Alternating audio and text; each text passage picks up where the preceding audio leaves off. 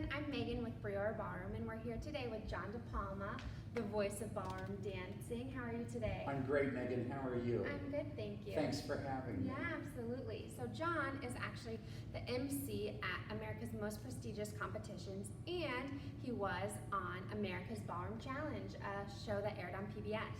That's right. We did America's Ballroom Challenge for quite a few years. It was previously known as Championship Ballroom Dancing. I think the most famous host of the show, or the longest host of the show, was Juliet Prowse, who was a beautiful dancer in movies and stage.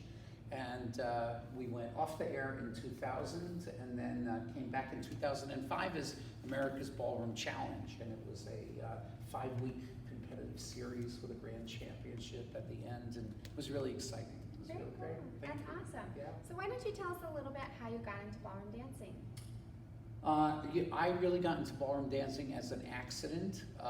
It was not on the radar. I was a guest. I had a friend of mine who, my best friend, was working as a messenger, and the receptionist in the place that he was working was a student, and invited him to an open house party. And her sister took lessons and asked if he had a friend, and that was me. And you were the friend. And I was the friend, and that's how it all started.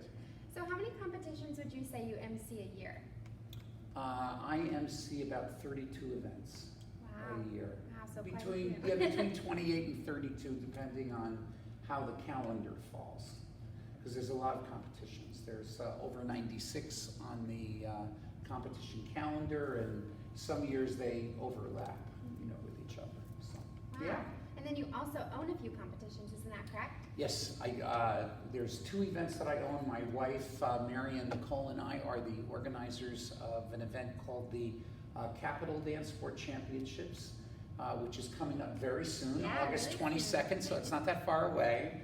So you still have time to get your entries in if you haven't done that already.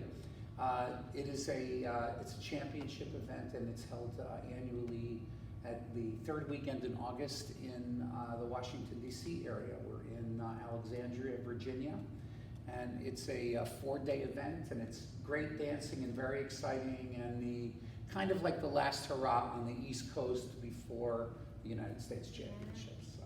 Very cool. And then we have another one in Arizona that's called the Galaxy Dance Festival, which is the week after our U.S. Championships, and we own that with Linda Dean and Sam Sedano, 2 icons in our industry, and that's going really well too. Awesome. So you're obviously around a lot of competitions, a lot of competitors. So here at Brewer, we have a lot of pro-am competitors, a lot of amateur competitors. So how important would you say it is for them to keep up the social aspect of their dancing? Well, the interesting thing about competition dancing and the people that participate is really, I would say that the majority of people that participate in competitions really came into a studio as wanting to be good social dancers, to begin with, and that's really where it all starts. And then along the way, as the interest develops and the challenge becomes greater, you become a competitive dancer, just like people play amateur golf or amateur tennis, and then they have their tournaments and what have you. So I believe that the social aspect is something that you should never ever lose sight of, regardless of your skill set as a competitive dancer. Because the opportunities to compete, well, yeah, there's 96 events on the calendar, but you're not going to be at all of them. You will probably do a handful of them a year. And as exciting as it is, and it is extremely exciting, social dancing is really exciting too. And it's a lot of fun, and you don't want to lose that aspect of it. We see that a lot now, where competitive people are so focused on their competitive dancing, where usually at competitions you have, lulls where you have breaks, and they'll do general dancing. And there's very few places in the country where people actually go out onto the floor and general dance in between. That's a little sad to see. Yeah. So what would you say to someone who is brand new and is very interested and maybe maybe starting to dance or just started for the first time, what advice would you give to them to maybe take that leap and start social dancing, or continue this exciting journey? Well, if you have never danced before and you're thinking about it, I certainly wouldn't hesitate. Pick up the phone, call.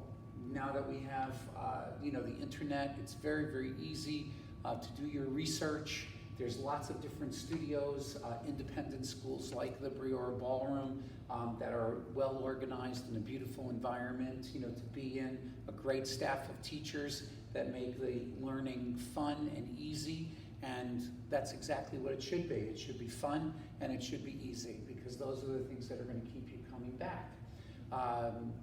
There are, other places, there's franchises, and, you just have to shop around and find the place that you think is right for you, and there's nothing wrong with going to 2 or 3 places before you make your decision.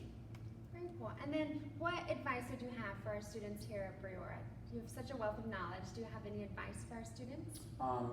Advice as far as? As far as social dancing, as far as, your experience in competitions. We Sure. have Seattle Star Ball coming up. Yes, So. I would say from a social aspect that the best thing that you can do is go to your group classes and go to your parties. If your studio has those every week, take advantage of them every week. That's how you really develop your partnering skills, by having the opportunity to dance with other people. Your skill set will become better, your confidence will grow, and you'll have a lot of fun every Friday night. And who doesn't want to do that? Yeah. Seriously.